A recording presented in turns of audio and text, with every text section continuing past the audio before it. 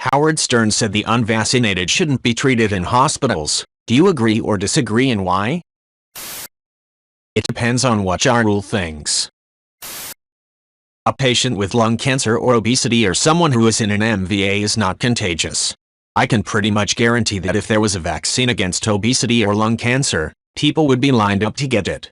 My being overweight does not affect the people around me, and it's not causing other people to become overweight. If I could get a shot so that I wouldn't be overweight anymore, and avoid all the health-related risks that come with it, you bet your boots I'd be the first in line. 12 hours ER waits for an abscess or one-night hospital stays for a nephrectomy are ridiculous, but it is what we are dealing with because of the influx of patients who are there because they think they know better than literal experts in the field of health, virology, and immunology. You cannot learn more about the topic by Googling it and reading shit on Facebook than you can by listening to people who quite literally wrote the book on the topic. If you had two people who both need a liver, two 40-year-old men who happen to have the exact same tissue type and match. The first man is a 40-year-old married father, lives a healthy life, does his best to maintain his health, just happens to have the misfortune of being born with a bum liver. The second man is a 40-year-old alcoholic who has no interest in stopping drinking and who ruined his own liver through his own actions and decisions. You have to make a choice, which person gets that liver. Now subtract the word liver from the equation and replace it with hospital bed. Who gets that one hospital bed? If there are two people who need it and only one person can get it, do you give it to the responsible person who tried to take care of their health, or do you give it to the person who knowingly ruined it? That is the reality that we are facing right now, however unkind and cold it may seem. In a perfect world, there would be endless livers for everyone, and there would be endless hospital beds for everyone. The fact of the matter is, we are in a critical shortage right now. Vindictiveness does not come into play here. It's not that people want unvaccinated Americans to die a horrible death. It's basic triage on a global scale. There's a more mature version of this question that me and some other medical students in my class are discussing that will address some of the responses you're getting. The issue is not just whether or not people who are unvaccinated deserve to be treated. The issue is we are now at the point where we are rationing very scarce resources. I'm of the opinion that not treating the unvaccinated who have severe COVID is more akin to not giving smokers access to a lung transplant over those with congenital conditions. You aren't punishing the smoker. You are allocating the resources in a way that accounts for epidemiological concerns. For the general public health, not just any individual. No, they shouldn't be mistreated because they made a bad decision. But when it comes to rationing, they absolutely should be bottom billing. Not because of the punishment factor, but because the survival of an anti-vaxxer over the survival of somebody who is a surgery postponed is a travesty. It just releases that person back into the world so they can infect others while punishing somebody else for not being more immediately sick, but still definitely sick. That's the key here. We are rationing. This is not a normal time. I think that's the problem, is that people aren't seeing this as situation-based. There's a lot of very dichotomous thinking in this thread when the real-world situation isn't quite that simple. I agree with your comparison to transplant patients because it illustrates how the problem is resources. And you have to make choices about how to allocate those resources cause there aren't enough, full stop. I hope you're staying safe at this time. I can't imagine how stressful this time is for anyone in the medical field, especially students. The problem is that this isn't field triage where you have no control over the number of patients. We have to make decisions about elective procedures. If we don't operate on a tumor, the patient doesn't need an ICU bed. But what is the cost per day of delay in terms of prognosis? And if you delay until the surgery becomes less likely to be successful, do you now prioritize them even lower because their chances of survival have dropped? If you deny an unvaccinated COVID patient the bed to operate after 2 months of delays, the cost to COVID patients is the same overall as denying a COVID patient the bed on day 1 and never delaying at all. So how do we prioritize elective patients in the context of an endless stream of self-inflicted urgent patients? That pancreatic cancer patient has abysmal survival rates, but time is of the essence and they didn't inflict their cancer on themselves the way an anti-vaxxer did COVID. How do you rank those factors? It's about a lot more than odds of survival. To add more personal weight to this, my brother recently passed away from cancer. He was diagnosed during the beginning of the pandemic, and that diagnostic procedure was delayed a month due to COVID. His death was probably unavoidable, but there's always going to be that question in my mind of if he could have survived if we had caught it sooner. This is a single anecdote, but there are thousands more out there who can more concretely say that they or a loved one suffered because the medical system was too busy, too concerned with COVID to give them the treatment they needed. Every single one of those stories is not an example of the repercussions of COVID, but the repercussions of people not taking COVID seriously. People like my brother deserve better, and the medical system should absolutely start putting anti-mask and anti-vax people in the absolute lowest priority. I once got into an argument in DMs with a guy over free-roaming cats and how bad they are for the environment. I was defending my kitty's right to freedom with a passion, but civilly, even though I was pissed, and eventually told the guy enough, let me calm down and do some research. Reached out about an hour later after doing what I said, apologized and admitted I was wrong. He was utterly flabbergasted. Said he was a psychology student and told me he'd never natively run into anyone exercising critical thought online. It's all just flailing opinions and emotions driving people's reasoning. I was obviously tickled, and kind of horrified. I absolutely get caught up by emotion when arguing, I'm only human. But is it truly so rare a trait to be able to sit back, calm down, research and change your mind based on facts? I'm nothing special. 6 years military. College dropout, more due to funds or lack thereof. But I can't imagine being so blinded by an opinion that I could never be swayed with enough supporting evidence against it. If that isn't the norm, instead of the exception, this world is fucked. I have always seen the answer to this question as type of triage. I don't think anyone should be denied medical treatment for a disease. However, when there are minimal resources, decisions have to be made. The extremely ill person who needs a respirator and is unvaccinated, therefore extremely unlikely to survive, should not delay someone else's cancer treatment or a bypass. Those other people have better chances of surviving using that respirator. And it just so happens that the unvaxxed person who decided to take their chances is taking their chance, and it turns out it didn't work out. Ada, I meant ventilator, not respirator. I found a new allergy. I used my EpiPen and made it to the ER in 8 minutes from use. They pulled my spouse to sign tracheotomy papers. They tried to find a vent instead. No vent was available or forced air face mask. They gave me the pharmacy card to try and give me some time. I thankfully avoided a trach and a vent, but was rushed via ambulance to the next level of care while I took very deliberate breaths trying to not pass out and willing my O2 stats to raise. I ended up fine, but I did almost die in the ER for lack of resources. I am so thankful I'm fine, but others aren't so lucky. Some of the non-vaccinated responses of I don't plan on going to the ER? Cool, I didn't either. That depends on what basis the triage is being done on. This is a really horrifying distinction to make, but it bears mention. A recent study published today found that unvaccinated people are 11 times more likely to die of COVID than vaccinated people. Some US states are forced to ration healthcare right now, and if that's being done purely on the basis of survival prognostics, then if you're forced to choose between one of 3 otherwise equal COVID patients, one vaccinated, one anti-vax, and one unvaccinated because they have a polyethylene glycol allergy, then the existing care rationing protocols are to give that one bed to the vaccinated patient. That's merely because the vaccinated person is the least likely to die. Now if there were 2 beds available to divide between those 3 patients, my heart wants to give the second bed to the person with the polyethylene glycol allergy. Yet AFAIK, the existing protocols don't necessarily allow room for the type of value judgment. It might have to be first come first served between them, or else on the basis of some other marginal difference in survival odds from their respective medical histories. Edited for syntax. I'm sitting here with a hole in my stomach that I could have fixed up if only the hospitals weren't full of deniers. And I have to hope that the nurses aren't so burned out when I get there that they miss something like an infection when I do get this thing done. It's not exactly abstract when you're waiting for something like this. And just to make it that much better, the a-holes who are not vaccinating, who are filling up the ICU, are outside the hospital protesting. What a world. P.S. My issue is very far from life-threatening. I can wait. Not like the cancer patients who have posted here. A friend has a significant heart issue that desperately needed surgery. Instead, he was pumped full of medicine and sent home for months.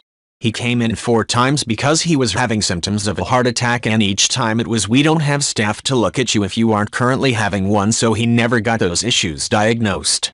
He did finally get the surgery he needs just a couple days ago and is doing great by all accounts, but man, my heart was breaking for the dude. He's a really great guy. I think this is the perfect answer, and you have great insight into the situation. We are in a time where hospital care is very rationed. I have had my first vaccine and am waiting on my second. My greatest fear is needing the hospital for something, car crash, illness etc., and not having access because of unvaccinated COVID patients. I know those who are vaccinated can still get sick, but it is evident that the majority of individuals in hospital with COVID are the unvaccinated. I think the answer is, if you can get vaccinated, get vaccinated. Edit. I'm from Australia. My age group had only had access to the vaccine since August 30th, 2021. That's why I've only had one. I will be getting my second one in a couple weeks. This is a really reasonable take. I, from a much broader standpoint, was of the same feeling as Howard Stern, but obviously there's a difference between those that can get it, and those that won't get it, as well as children who don't qualify yet. It's not as simple as saying vaccinated, help, unvaccinated, don't help, but it's more of who should we treat first, which could seem cynical, but I feel like those that made the decision to not get vaccinated signed up for whatever comes their way. In a more direct way to convince others to get the vaccine, I think what airlines are doing with the deductions in pay are fair. It's the same with my insurance. If I choose to smoke, I incur a 20% increase in my insurance costs. If you're unvaccinated, do the same measure. It's not punishing someone, it's holding everyone responsible. What is going to end up happening is that medical insurance companies are going to stop paying for COVID treatments for the unvaccinated. They won't eat the treatment costs forever when the vaccine is scientifically proven to significantly lessen the effects of COVID to the point where hospitalization is not required.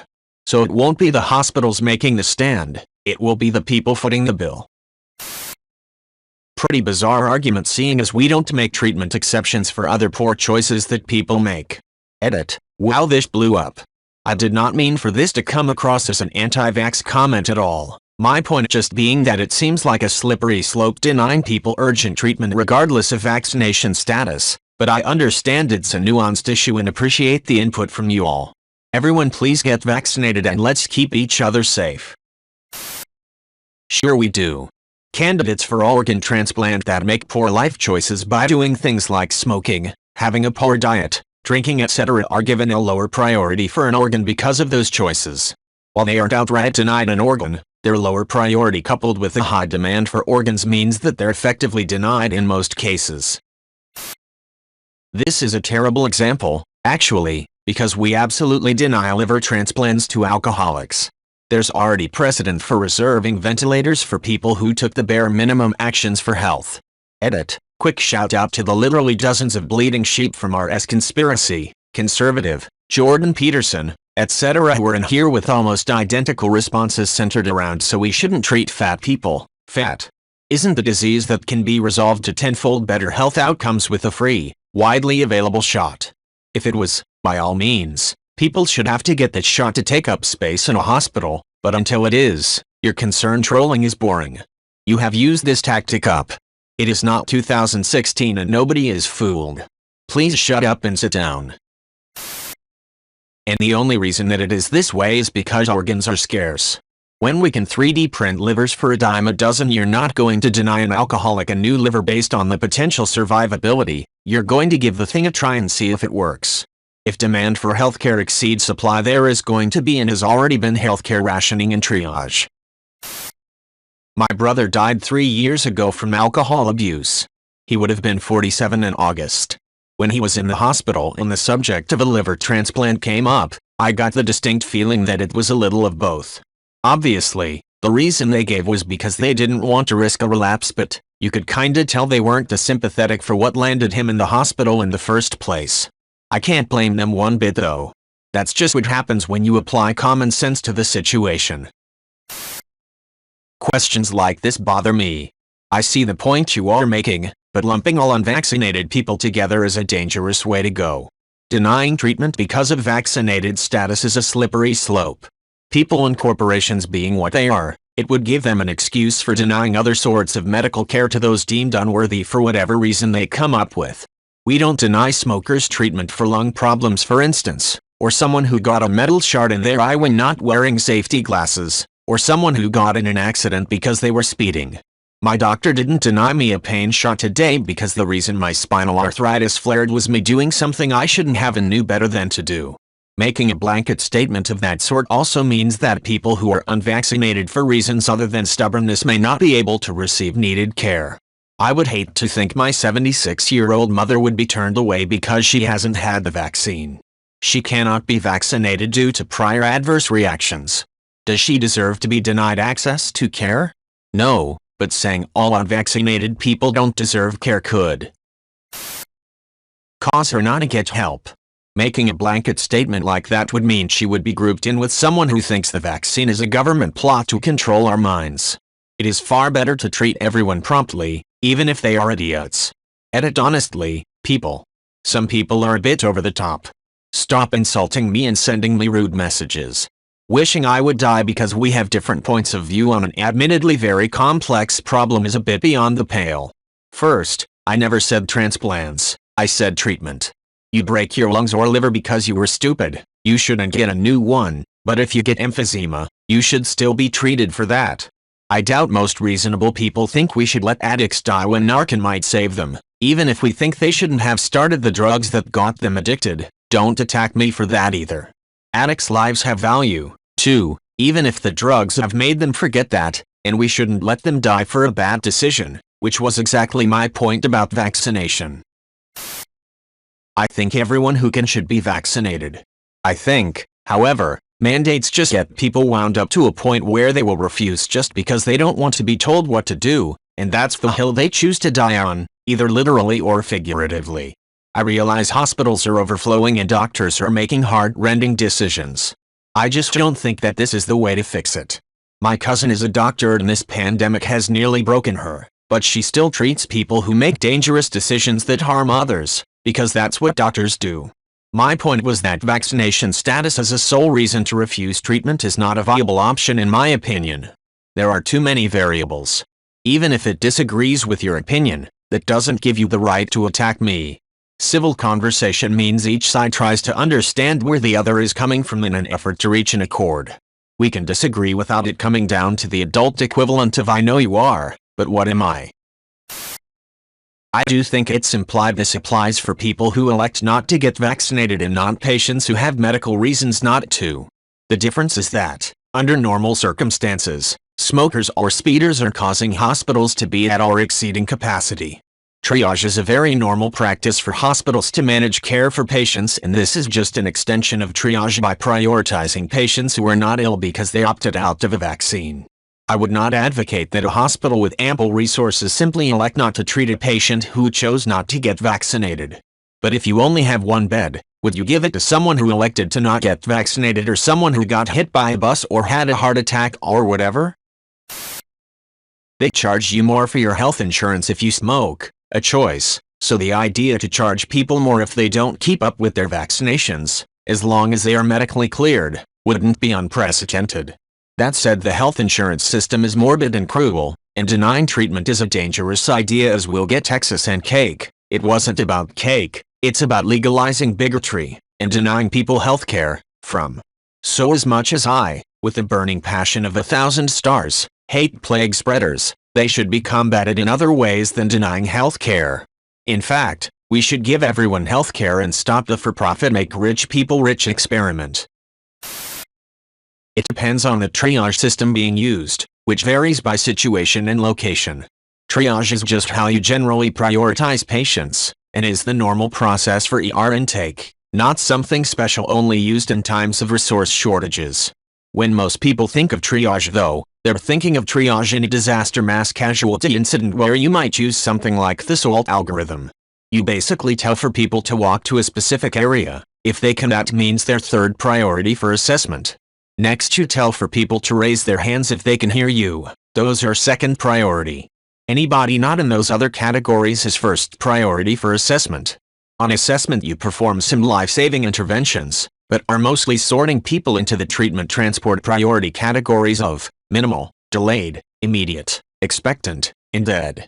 Most of those are pretty obvious what they mean. Expectant just means that given the current resources and the level of injury, the person is unlikely to survive, so you don't prioritize them. The hospital I work in has been in overcapacity well before this pandemic. We're one of the leading heart centers in my city. We have huge numbers of ED transfers for our cath lab and overall management of heart patients. I'm sure a vast majority of these patients don't have congenital causes of their heart conditions. I'm vaccinated and believe in vaccination for those who are able. However, this pandemic is a same shit, different day situation. People treat their bodies like truck stop bathrooms and cause massive unnecessary strains on the healthcare system for refusing lifestyle changes. It's not our decision who we treat, who we vindicate, or who we blame. We treat everyone, even the I have hypertension but don't believe in meds and now I have a raging IV. We treat them. My doctor said I have diabetes but I don't believe it needs to be treated. Who's there for his third amputation? We follow the rules of EMTALA because that's what we swore to do. Disagree. We're already slipping down the slippery slope of treating people we disagree with as non-humans or subhumans. I'd prefer not to encourage or support further dehumanization. No, of course not. Should smokers be given medical treatment? Drug users? Obese people? Sex workers? Jews? Homosexuals? White men? People who own firearms? People who are rich? People who disagree with you politically? Where do you draw the line? Will you feel comfortable letting the other party draw that line next time they take control of the government? The only correct answer is you don't draw a line. You treat people who need treatment. What the hell is wrong with people today? On Reddit there is an insanely bizarre confidence that Trump was a once-off. I saw someone claim, with over 200 upvotes, that we are looking at 20+ years of Democrat presidents ahead of us. I was downvoted for pointing out that Trump is one of the few presidents to gain votes in the second election. Incumbents usually lose votes, and that he got literally the second highest vote total in history. The complacency is insane. If he survives to 2024, there is a really high chance he wins again. Especially if the Democrats are dumb enough to put up Kamala Harris. Yeah, that's the thing. The Democratic candidate is either going to be Harris or Biden unless something strange happens. Joe Biden is rapidly approaching third-rail status with some polls putting him at the third worst modern president, and Harris somehow being rated worse. Trump was once the most decisive president, and he might stay that way. Biden might just be universally hated. Especially if inflation keeps up. Plus, decades of Democrat rule is historically unprecedented. The Democratic Party has only had 3 elected back-to-back presidencies.